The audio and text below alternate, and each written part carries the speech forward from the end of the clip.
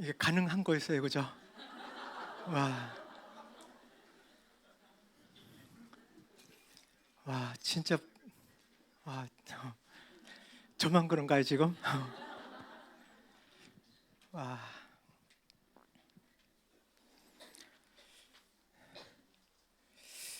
부활절이죠. 기쁜 부활절입니다. 십자가에 예수님이 안 계세요, 지금. 그죠? 예. 저기에 계실 이유가 없죠, 지금은, 그죠? 예. 예수님은 부활하셨습니다. 예수님의 부활을 기념하면서 우리가 지금 성찬식도 함께 했고, 방금 이 벅찬 특송도 제가 잘 들었습니다. 정말 큰 은혜가 부어지는 것을 느낍니다. 같이 기도하고 말씀 나누도록 하겠습니다. 고린도전서 15장 20절부터 그러나 이제 그리스도께서는 죽은 사람들 가운데서 살아나셔서 잠든 사람들의 첫 열매가 되셨습니다. 한 사람으로 말미암아 죽음이 들어왔으니 또한 한 사람을 말미암아 죽은 사람의 부활도 옵니다. 아담 안에서 모든 사람이 죽는 것과 같이 그리스도 안에서 모든 사람이 살아나게 될 것입니다. 그러나 각각 제 차례대로 그렇게 될 것입니다. 첫째는 첫 열매이신 그리스도요, 그 다음은 그리스도께 속한 사람들입니다. 부활의 첫 열매가 되신 예수님 감사합니다. 부활의 소망은 우리에게 이제 실제가 되었습니다.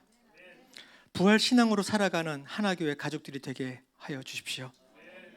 예수님 이름으로 기도합니다. 아멘. 네. 이거 바꿔주시겠어요? 애플 TV로요. 네. 오늘은 부활절과 봄절기라는 제목으로 이야기를 나누고자 합니다. 오늘 할 내용들은 부활절의 의미에 대해서 간단하게 살펴볼 것이고요. 그리고 이 부활절이 봄절기와는 어떤 연관을 가지고 있는지도 좀 알아보려고 합니다.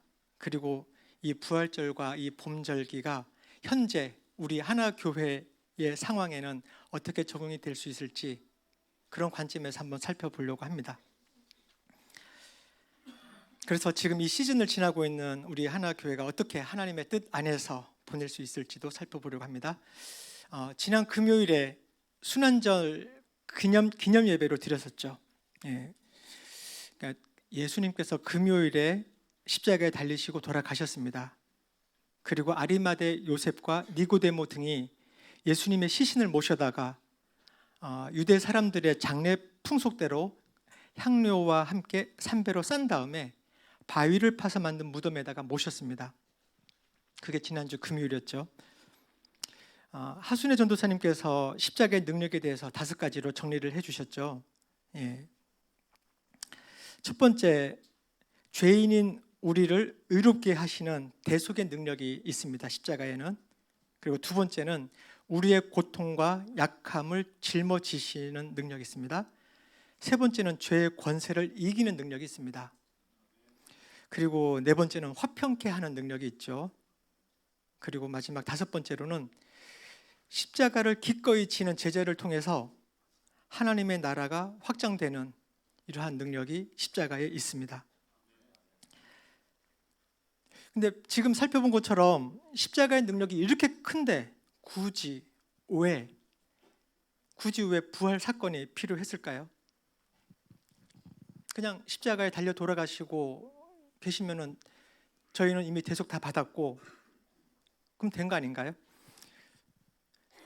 십자가상에서 대속은 완벽하게 이루어졌잖아요. 그런데 굳이 왜 부활이 필요한 거죠? 부활. 신명기 21장 말씀을 좀 같이 보겠습니다. 같이 한번 읽어볼까요? 읽겠습니다. 시작. 죽을 죄를 지어서 처형된 사람의 주검은 나무에 매달아 두어야 합니다. 그러나 당신들은 그 주검을 나무에 매달아 둔 채로 밤을 지내지 말고 그날로 묻으십시오. 나무에 달린 사람은 하나님께 저주를 받은 사람이기 때문입니다. 네, 유대인들은 이 신명기 말씀을 다 알고 있습니다.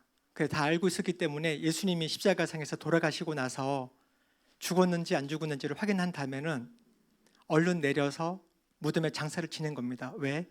이제 바로 샤밧 보내야 되거든요. 근데 예수님이 부활하지 않으셨다면 사람들은, 특히 유대인들은요, 방금 읽은 이 신명기 21장 23절 말씀, 나무에 달린 사람은 하나님께 저주를 받은 사람이다, 이 말씀처럼, 이 말씀에 근거해서 나무 십자가에 달리신 예수님은 하나님의 저주를 받았다고 생각할 것입니다. 그리고 당연히 제자들도 유대인들이기 때문에 마찬가지로 우리가 이제까지 따라다녔던 이 우리의 메시아인 줄 알았던 이분이 알고 봤더니 그냥 저주받은 사람이었네, 이렇게 생각을 했을지도 모르겠습니다. 사실 유대인 그 지도자들은 십자가 처형을 통해서 예수님이 메시아가 아닌 것을 증명하려고 했던 겁니다. 근데 하나님께서는 부활 사건을 통해서 예수님께서 메시아임을 입증하신 거죠. 네. 좀 전에 살펴봤었던 이 5번째, 하나님 나라를 확장케 하는데 이 십자가를 기꺼이 지는 제자들이 있었던 거거든요. 예수님이 잡히시고 십자가 달리실 때 예수님을 부인하고 도망치고 그리고 뿔뿔이 흩어졌던 이 제자들인데 어떻게 기꺼이 자기 자신들도 십자가를 지는 그런 헌신을 할 수 있었을까요? 그것은 이 제자들이 부활하신 예수님을 직접 만나고 만지고 같이 밥 먹고 그렇게 했기 때문입니다. 즉 예수님의 부활은 예수님이 메시아이신 것을, 예수님이 그리스도이신 것을 입증하는 하나님의 증거입니다. 또한 예수님은 부활하심으로 죽음을 이기신 첫 열매가 되셨습니다. 고린도전서 15장 20절부터 23절까지입니다. 이것도 같이 한번 읽겠습니다. 시작. 그러나 이제 그리스도께서는 죽은 사람들 가운데서 살아나셔서 잠든 사람들의 첫 열매가 되셨습니다. 한 사람으로 말미암아 죽음이 들어왔으니 또한 한 사람으로 말미암아 죽은 사람의 부활도 옵니다. 아담 안에서 모든 사람이 죽는 것과 같이 그리스도 안에서 모든 사람이 살아나게 될 것입니다. 그러나 각각 제 차례대로 그렇게 될 것입니다. 첫째는 첫 열매이신 그리스도요, 그 다음은 그리스도께 속한 사람들입니다. 아멘. 우리도 이제 예수님처럼 예수님이 부활의 첫 열매시기 때문에 그 다음 열매가 계속 나오겠죠. 그렇기 때문에 우리도 예수님처럼 부활하고 영생할 것을 소망하고 또 실제로 예수님으로 인해서 우리는 그것을 볼 수가 있게 되었던 것입니다. 죽음을 이기셨다는 것, 이건 정말 인간의 상식으로는 상상할 수 없는 일이잖아요. 죽음보다 더한 절망 있습니까?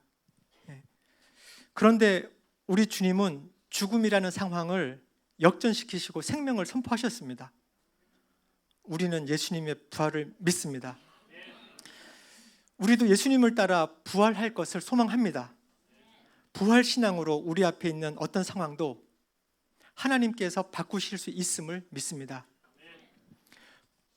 부활의 근거를 둔 부활 신앙으로 살아가면 좋겠습니다. 이 부활절이 그런데 하나님의 절기와 깊은 관련이 있습니다. 하나님의 절기.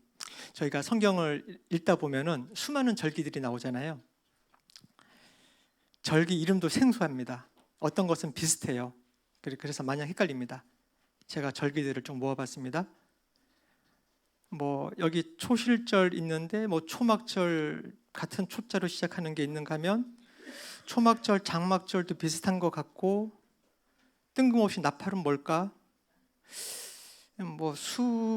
수장절, 맥추절, 이게 안 나오나요?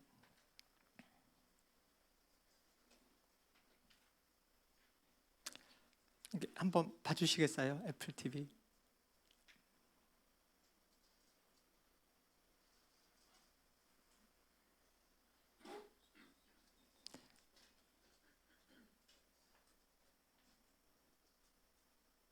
네. 네. 초실절, 초막절 비슷한 이름들이 있어요. 초막절, 장막절도 비슷하고. 어쨌든 수많은 절기들이 나오는데 이런 절기들이 나오면은 뭐 그런 게 있나 보다 하고 이렇게 넘어가기가 쉽습니다. 그런데 이 하나님의 절기를 그냥 넘어가기에는 너무나 중요합니다. 왜냐하면 하나님께서는 이 예수 그리스도의 이 구속사의 비밀과 스케줄을 이 절기에 계시해 놓으셨거든요. 그래서 아는 사람들은 아는 그런 절기가 되겠습니다. 하나님의 절기입니다. 골로새서 2장 17절에 보면은요, 절기나 월삭, 안식일은 장차 올 것들의 그림자라고 합니다. 그림자고, 이 절기는 그림자고요, 실체는 그리스도라고 골로새서의 2장에서는 이야기를 하고 있습니다. 절기는 그림자, 실체는 그리스도. 그게 어떤 연관이 있는지를 조금 간단하겠지만 살펴보도록 하겠습니다. 이 모든 절기들을 전부 다 다룰 만큼 시간은 오늘 없기 때문에 그래도 이제 중요하니까 간단하게 짚고 넘어갈 텐데, 이 하나님의 절기는 전부 7개입니다. 하나, 둘, 셋, 넷, 다섯, 여섯, 7개. 그런데 크게 나눠서는 봄절기와 가을절기로 2개로 나눌 수 있습니다.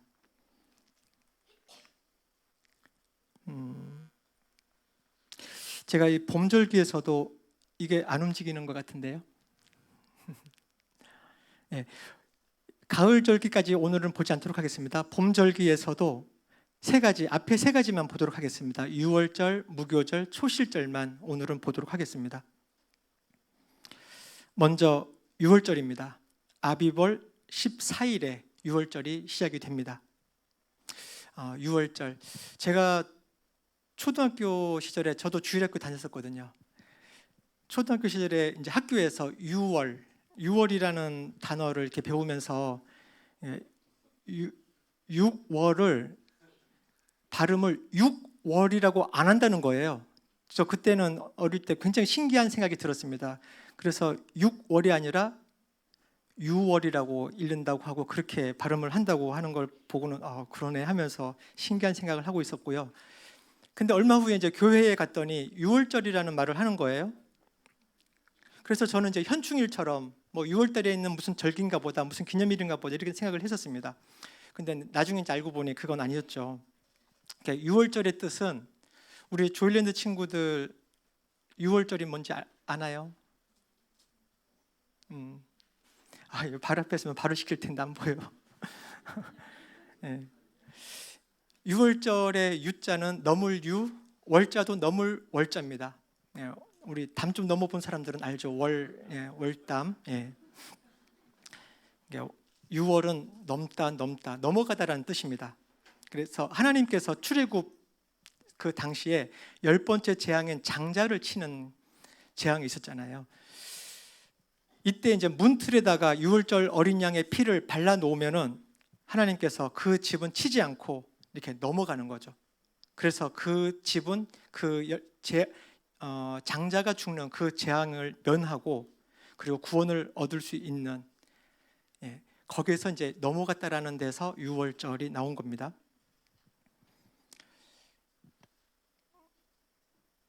되네요. 고린도전서 5장 7절 제가 읽겠습니다. 여러분은 새 반죽이 되기 위해서 묵은 누룩을 깨끗이 치우십시오. 사실 여러분은 누룩이 들지 않은 사람들입니다. 우리들의 유월절 양이신 그리스도께서 희생되셨습니다. 성경은 유월절 어린 양으로 예수 그리스도가 유월절 어린 양이라고 이야기하고 있습니다. 유월절 어린 양으로 오신 예수님은 십자가에 달려서 희생되셨죠. 그리고 그때 흘리신 그 십자가의 보혈로 우리는 구원을 받게 됩니다. 출애굽 당시에는 어린 양의 피를 문틀에 바르는 것, 그 행위를 통해서, 그 믿음을 통해서 구원을 받았다면, 지금 우리는 십자가에서 흘려주신 그 보혈을 힘입어서 저희는 구원을 받게 되는 거죠. 두 번째, 무교절입니다. 여기 6월절은 아까 제가 아비벌 14일이라고 했죠. 아비벌은 하나님께서 이제 이 새해의 첫 달이라고 이제 바꿔라 이렇게 말씀을 하십니다. 나중에 좀 더 말씀을 드리겠습니다. 그래서 첫 번째 달 14일을 이야기를 한다고 해놓은 겁니다. 1월 14일, 첫 번째 달 14일. 그리고 무교절은 이 유월절 다음 날부터 해서 7일간 일주일 동안입니다. 이스라엘 백성이 출애굽 당시에 누룩이 없는 빵을 먹은 것은 발효시킬 시간이 없이 급박하게 떠나야 했기 때문이거든요. 근데 이제 나중에 이 누룩이 죄를 상징하게 되면서 무교병, 무교절, 이것은 죄 없는, 흠 없는 삶을 상징하게 되었습니다. 세 번째는 초실절입니다. 레위기 23장 10절에서 11절 이 말씀도 잠깐 보고 오겠습니다.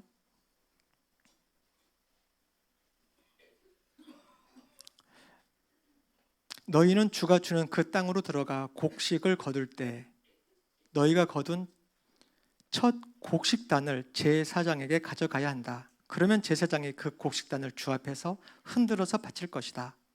주가 너희를 반길 것이다. 제사장은 안식일 다음 날 흔들어 바쳐야 한다.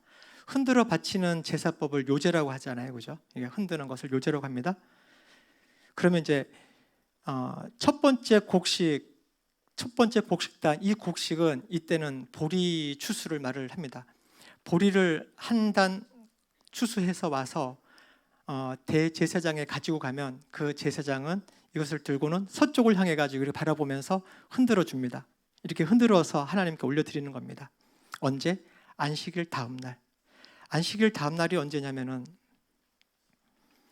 아까 6월절 예수님이 십자가 달리신 날 금요일이죠. 그리고 이날부터 밤부터 해서 안식일이 시작이 되고 요 날이 안식일입니다.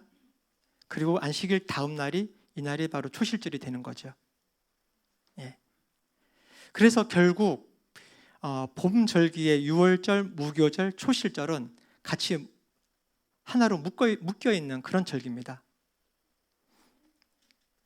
그리고 옆에 77절까지 해서 봄절기라고 하는데 이 77절은 무교절로부터 시작해서 77이 49, 49일을 카운트하고 그 다음 날을 77절이라고 부르고 있습니다. 이 77절은 나중에 그 때가 되었을 때 제가 설교를 하게 될 경우에 다시 한번 말씀을 드리도록 하겠습니다. 네. 근데 이 첫 수확을 하나님께 감사드리면서 사람들의 마음 어떨까요? 앞으로 더 많은 수확을 기대하는 마음으로 하나님께 감사드리고 올려드리는 거거든요. 이 초실절. 근데 놀라운 사실은 이 초실절에 예수님이 부활하신 것입니다. 놀라는 척 좀. 네. 고린도전서 15장 20절에 보면은 그러나 이제 그리스도께서는 죽은 사람들 가운데서 살아나셔서 잠든 사람들의 첫 열매가 되셨습니다. 이렇게 써 있습니다. 초실절의 의미를 생각해 보면 부활의 첫 열매, 그죠? 하나님께서는 이 절기에 하나님의 그 구속사의 스케줄들을 순서들과 스케줄들을 전부 다 이렇게 계시를 해놓으신 겁니다. 6월절에 예수님께서 어린 양이신 예수님께서 십자가에 희생 당하셨고요. 그리고 장사되고 무교절에 무덤에 있다가 안식 후 첫날 초실절에 부활의 첫 열매로 부활하신 겁니다. 출애굽기 34장 26절 말씀을 한번 또 보겠습니다. 네, 너희는 너희 땅에서 난 첫 열매 가운데서 제일 좋은 것을 주 너희의 하나님의 집으로 가져오너라 이렇게 말씀합니다. 첫 열매 가운데서도 제일 좋은 것을 골라서 하나님께 가져오라고 합니다. 이게 하나님의 명령입니다. 이 첫 열매라는 단어는 베코르라는 단어를 쓰는데 사람의 첫 아들, 그죠? 장자죠. 그리고 동물들의 초태생, 처음 난 새끼들, 그리고 가장 뛰어난 것, 어떤 대표성을 띱니다. 그리고 식물이라면은 첫 번째 열매, 이것을 말하죠. 근데 하나님께서는 이 첫 열매 가운데서도 제일 좋은 것을 가져오라고 했잖아요. 그런데 하나님께서는 바로 이 초실절에 우리에게 부활의 첫 열매 되시는 하나님의 백호르, 하나님의 외아들, 바로 예수님을 우리에게 주셨습니다. 그게 초실절의 의미가 되겠습니다. 근데 성경을 읽다 보면요, 출애굽기 12장에 가면은 유월절에 대해서 그러니까 첫 유월절에 대한 이야기가 나옵니다. 근데 이 첫 유월절에 대한 기사는 신명기에 나오는 그 유월절 기사랑은 좀 달라요. 아직 10번째 재앙이 떨어지기 전에 하나님께서는 모세와 아론에게 이렇게 이런 일들이 있을 거야.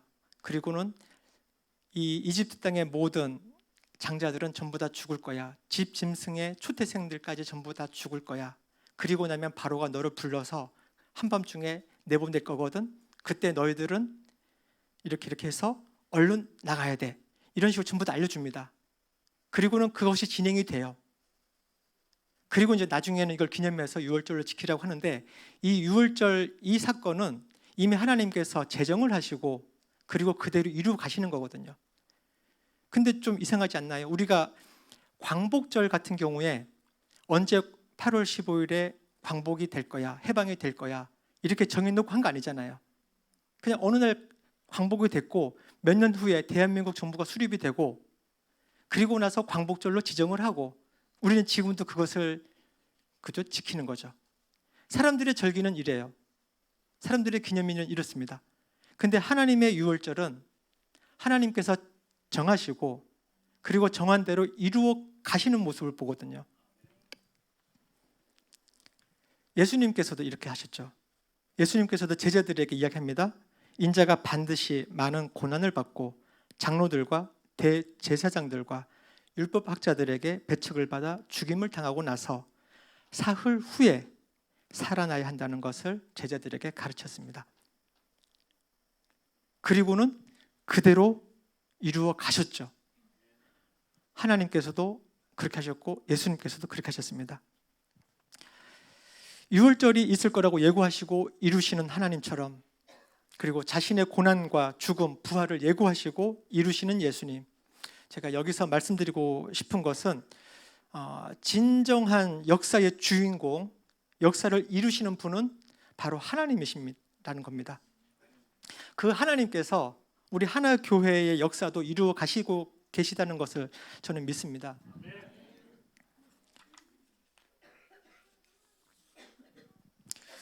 절기가 장차 올 것들의 그림자라고 했고 실체는 그리스도라고 했잖아요.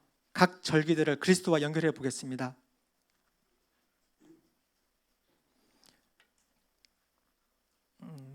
네, 유월절, 그죠? 유월절입니다. 유월절 어린 양으로 오신 예수 그리스도의 죽음이죠. 무교절은 누룩이 없는, 무교가 누룩이 없다라는 뜻이잖아요. 누룩이 없는, 죄가 없는, 흠 없는 그런 삶을 살아갈 때 예수 그리스도와 우리는 친교를 누릴 수가 있다, 이런 의미가 될 것 같습니다. 초실절, 아까 말씀드린 대로 부활의 첫 열매 되시는 그리스도의 부활을 의미합니다. 절기가 이 그리스도의 그림자 맞죠? 그리고 실체는 그리스도입니다. 그래서 모든 절기들은 예수 그리스도를 가리키고 있습니다. 여기까지 부활절과 봄절기에 대해서 살펴보았고요. 문자 그대로 오늘은 부활절입니다. 기쁜 부활절입니다. 오늘이 동시에 봄절기에 무교절에 해당됩니다.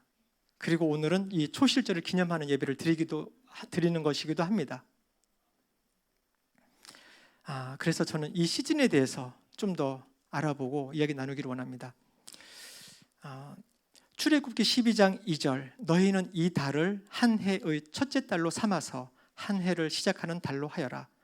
여기서 이 달이라고 한 것은요, 아빕월입니다. 아빕월. 태양력으로는 3월에서 4월경을 말합니다. 바로 지금 때죠. 이제 파라오의 노예에서 해방돼서 하나님의 백성이 되는 그 분기점, 그리고 새로운 영적 여정이 시작되는 그 시점, 그 시기가 바로 아빕월이라는 거죠. 유월절은 이 아비월의 14일째거든요. 그리고 무교절은 15일부터 일주일간입니다. 저는 이 시즌을 보면서 우리 하나교회를 생각을 해봤어요. 교회 이전을 앞두고 있죠. 그런 지금이 바로 어쩌면 이 아비월을 맞이하는 거랑 좀 같지 않을까 하는 생각을 해봤습니다. 이 아비비라는 뜻은요, 이제 푸른 새싹, 그다음에 곡식에 이렇게 새롭게 패기 시작한 그런 이삭들, 이런 얘기를 이것을 말하거든요. 그러니까 봄이 돼서 푸른 새싹이 나오고 또 보리 이삭이 막 여물어 가기 시작하는 그 시점을 말합니다. 아비벌, 아비브. 이스라엘의 수도가 뭐 예루살렘으로 알고 있지만 행정 수도는 텔 아비브입니다. 텔 아비브. 텔 아비브에 제가 텔 아비브 하니까 그런데 텔 아비브거든요. 텔은 언덕이라는 뜻이에요. 우리 델라이 방배의 델라이가 언덕인 것처럼 방배 언덕 이것처럼 텔 아비브는 언덕, 그러니까 푸른 새싹이 나오는 언덕 이런 뜻이에요. 텔 아비브가 아비벌입니다. 근데 유대인들이 말하는 이 아비벌에 지파가 있습니다. 유대인들은 각 글자마다 그 히브리어의 알파벳의 의미들이 있고요. 그리고 각 달마다 그 달의 그 주된 역할을 하는 그런 지파들을 선정을 해 놓았다고 합니다. 그래서 이 아비벌에는 유다 지파가 잘 안 보이죠? 네, 그럼 말씀을 드릴게요. 네, 아비벌에는 유다 지파가 해당이 됩니다. 유다의 어원은 손바닥을 하늘로 향해서 들어 올리고 찬양하는 이 모습을 이런 어원을 가지고 있죠. 그리고 이 아비벌의 히브리어 알파벳은 헤이라는 글자인데요. 이 헤이라는 글자에는 호흡, 바람, 숨, 그죠? 숨 그리고 보라 이런 뜻이 있다고 합니다. 그러면 이제 이 지파와 이 글자를 합해서 이렇게 생각을 해보면은 하나님께서 일하시는 것을 보면서 하나님을 찬양하라 이런 뜻이 있을 수도 있겠습니다. 호흡, 네, 호흡, 흡호 이렇게 하진 않죠 우리가, 그죠? 호흡입니다, 그죠? 호는 이렇게 내쉬는 거죠. 부르는 호, 그리고 흡은 마시는 겁니다. 이렇게 날숨, 들숨. 다 호흡하고 계시죠? 한번 해볼게요. 근데 뭐가 먼저일까요? 흡이 먼저일까요? 호가 먼저일까요? 예, 호가 먼저예요. 아까 흡호 없다고 했죠? 저희가 호흡이라고 씁니다. 호가 먼저입니다. 자, 호흡해 보겠습니다. 먼저 들이마십니다. 네, 거기까지만 하고 참고 계세요. 제가 다음 얘기할 때까지. 네. 호가 먼저입니다. 내 생각을 숨 쉬세요. 숨 쉬세요. 내 생각을 내려놓아야 하나님의 생각이 들어옵니다. 내 생각을 내려놓아야 하나님의 생각이 들어옵니다. 내 계획, 내 어젠다, 나의 우선순위, 이 나를 먼저 내려놓아야 하나님의 생각이 들어옵니다. 이제 다시 호흡 실습해 볼게요. 숨을 내쉴 때요, 내 생각, 내 아젠다, 내 스타일, 내 우선순위, 나 이것을 좀 내려놓는, 내뱉어버리는 그런 생각을 하면서 한번 호하겠습니다.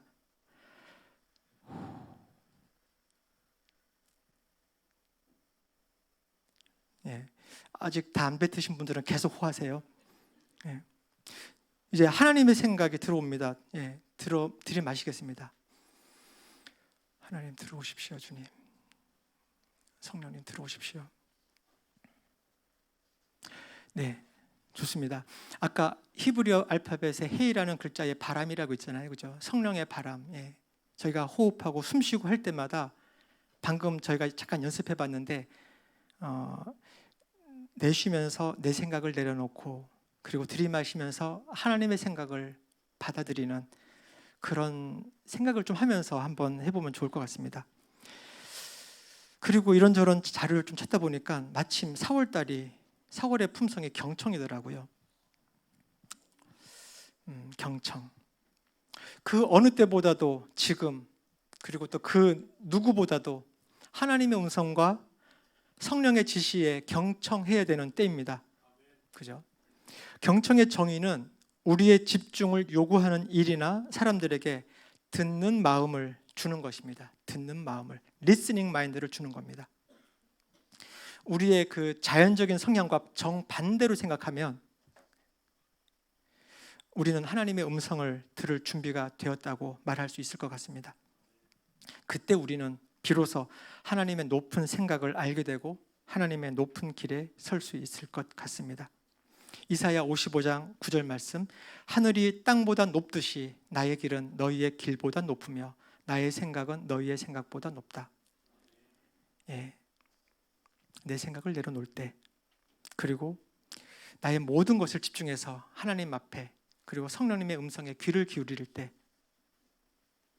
그렇게 듣는 마음을 가지고 하나님 앞에 나올 때, 그때 우리는 비로소 하나님의 그 높은 생각을 우리는 알 수 있게 될 것이고, 그 하나님의 높은 길에 우리는 서게 될 것입니다. 교회 건물 이전 시한을 이제 한 달 정도 앞두고 있습니다. 그 어느 때보다도 경청하고 또 눈을 들어서 하나님의 뜻을 살펴봐야 되는 때입니다. 하나님의 나라 역사가 진행되고 나아간다는 관점에서 하나님의 역사심을 살펴보고 또 말씀에 비추어서 분별해야 되는 때입니다. 통독 수양회 이후로 보니까 말씀을 꾸준히 보시는 분들이 여러 그룹들이 있더라고요. 그래서 뭐 40일 통독, 뭐 90일 통독해서 이제 뭐 한 번 다 끝나간다, 이런 분들도 여러 있는 걸 제가 알고 있고요. 그 모든 분들 격려합니다. 우리 조이스쿨 학생들도 거기 참여해서 많이 하고 있죠. 예, 칭찬합니다. 네, 신부가 기도할 때 그 막힌 태가 열리고 그리고 잉태하고 출생했던 것 우리가 기억합니다. 개인적으로 그리고 셀별로 또 존별로 기도하시면서 하나님께서 우리 하나교회에 무엇을 하고 계시는지, 또 하나교회를 통해서 하나님께서 무엇을 하고 싶어 하시는지 그것을 잘 들어봤으면 좋겠습니다. 신부가 기도할 때, 교회가 기도할 때 하나님의 나라 역사는 진전됩니다. 저희가 지난 3월 13일부터 17일까지 일주일간 전 성도가 합심해서 기도를 했죠. 참 신기하게도 그 기도와 함께 우리에게 하나님의 역사가 진전되고 있는 모습을 우리는 지금 보고 있습니다. 롯데슈퍼, 또 방배동 교회, 그리고 낮은 마음 교회 등 새로운 상황들이 계속 업데이트되고 있습니다. 그에 맞춰서 리더 모임과 임시 성도총회를 통해서 이 내용들을 같이 다 나눌 것이고요. 같이 여러분들의 의견들도 같이 듣고, 그래서 저희가 함께 기도하며 하나님의 음성을 들어야 되는 그런 중요한 때라고 말씀을 드리는 것입니다. 과거는 현재의 선택을 하게 한 간증이 되고, 미래는 현재의 선택들이 만들어 나갈 또 다른 간증이 될 것입니다. 제가 잘 아는 무명시에 글에서 인용해 왔습니다. 이렇게 처음 딱 들었을 때는 굉장히 멋지네, 이런 생각이 들었는데, 제가 읽어보면 읽어볼수록 이게 무슨 말이지, 이런 생각이 저는 좀 들었어요. 방금 아멘 하신 분들은 아마 제 마음처럼 뭔가 멋진 말이 지금 나오고 있다, 이런 생각이 들었을 것 같아요. 과거는 현재의 선택을 하게 한 간증이 되고, 미래는 현재의 선택들이 만들어 나갈 또 다른 간증이 될 것입니다. 간단하게 다시 말해보면 과거 선택들은 현재 간증이 되고요, 현재 선택들은 미래의 간증이 될 것입니다. 우리가 이 시즌에 하게 되는 선택들, 바로 이 선택들이 미래에 우리가 하게 될 간증이 되는 것이죠. 정말 하나님 앞에서, 그리고 사람들에게 하나님을 증거하는 그런 선택을 우리가 하면 좋겠습니다. 하나교회 모든 성도들이 공동체적으로 함께 하나님을 경험한 그런 간증이 있는 신앙생활, 그 간증을 우리가 공통으로 함께 기억하고 있는 것, 그것이 하나교회의 역사가 되고 하나교회의 이야기가 될 것입니다. 우리가 함께 기도하면서 또 하나님의 역사에 동참하면 좋겠습니다. 기도하겠습니다.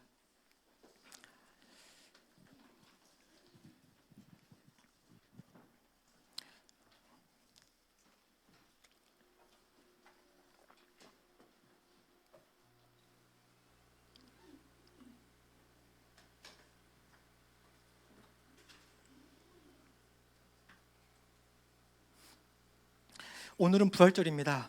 이제 봄 절기를 지나고 있습니다.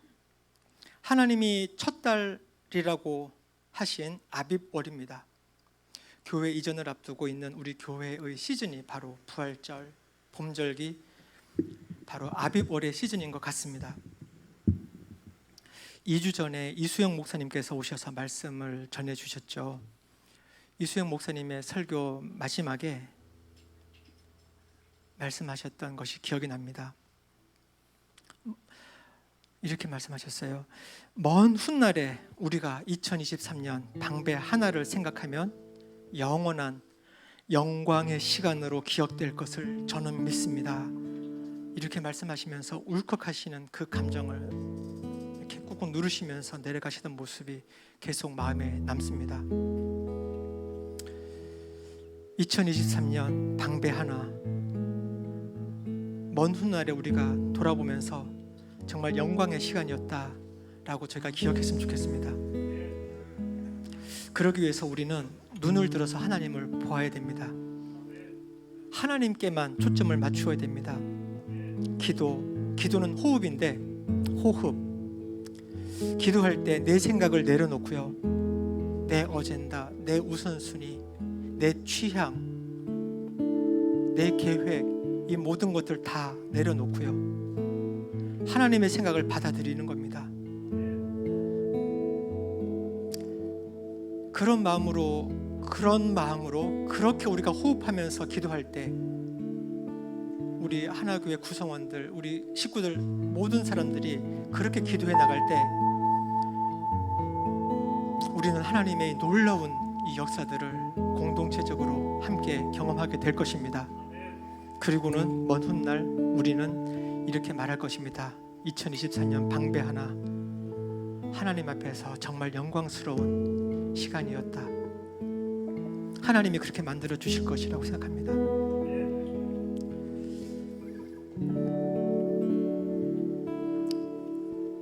호흡하면서 잠깐 기도하는 시간 갖겠습니다. 내 생각 내려놓겠습니다. 100% 하나님의 생각으로 저를 채워주십시오.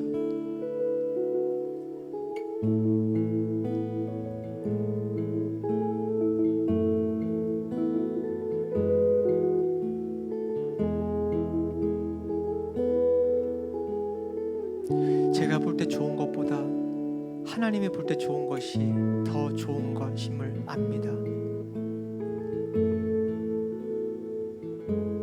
제가 볼 때는 안 좋은 것인데 하나님이 좋다고 하면 그것은 좋은 것임을 경험으로도 알고 있습니다.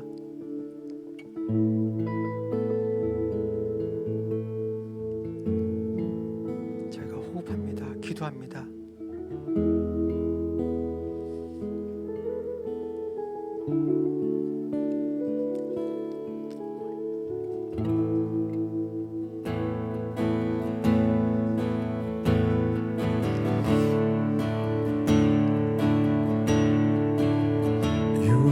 저 어린 양의 피로 나의 삶의 문이 열렸네. 저 어둠의 권세는 의미 없네. 주 보혈의 능력으로 다 같이 일어나서 함께 찬양하면서 날 정죄할 때에도 난 이렇게 설 수 있네. 이상 정죄가 없네. 난 주 보혈 아래 있네. 난 주 보혈 아래 있네. 그 피로 내 죄 사했네.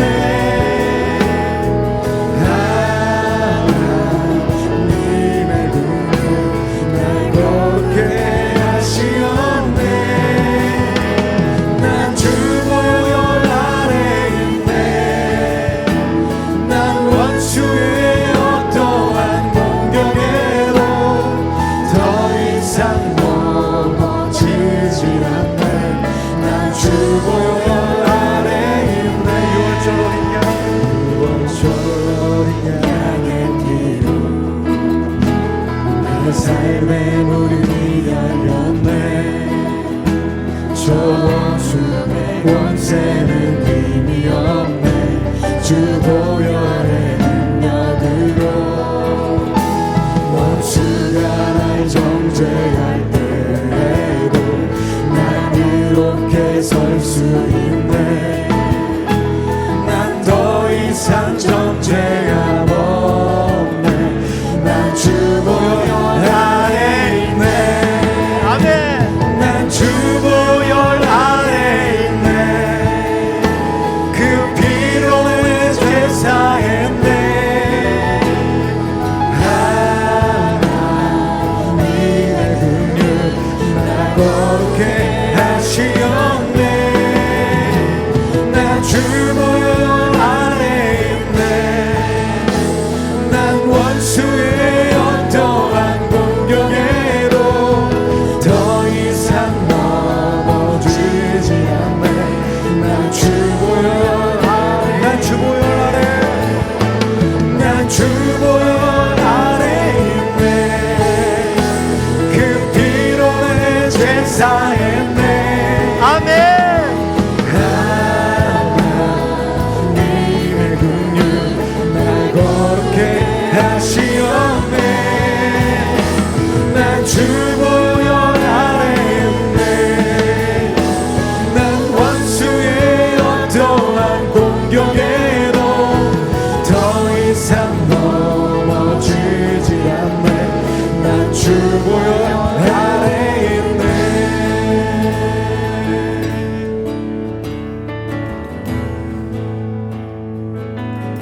아버지 하나님 감사합니다. 십자가에 예수 그리스도는 없습니다. 부활하셨습니다. 유월절 어린 양의 피로 우리의 삶의 문은 활짝 열렸습니다. 거칠 것 없습니다. 주님의 보혈 아래에 있는 존재입니다. 아버지 하나님 보혈을 힘입어서 아버지 하나님 이 세상에서 하나님의 정말 이 놀라운 역사들을 증거하며 살아가는 우리 하나교회 성도가 되게 해주십시오. 이 아비월의 시즌에 아버지 하나님의 인도하심과 역사하심 이루어 가시는 것들을 저희가 보고 정말 유다처럼 하나님을 두 손 높여 찬양하기 원합니다. 아버지 하나님이 행하신 것들을 보기 원합니다. 이루시옵소서, 성취하시옵소서. 감사합니다. 주님, 이 모든 말씀 예수님 이름으로 기도했습니다. 아멘.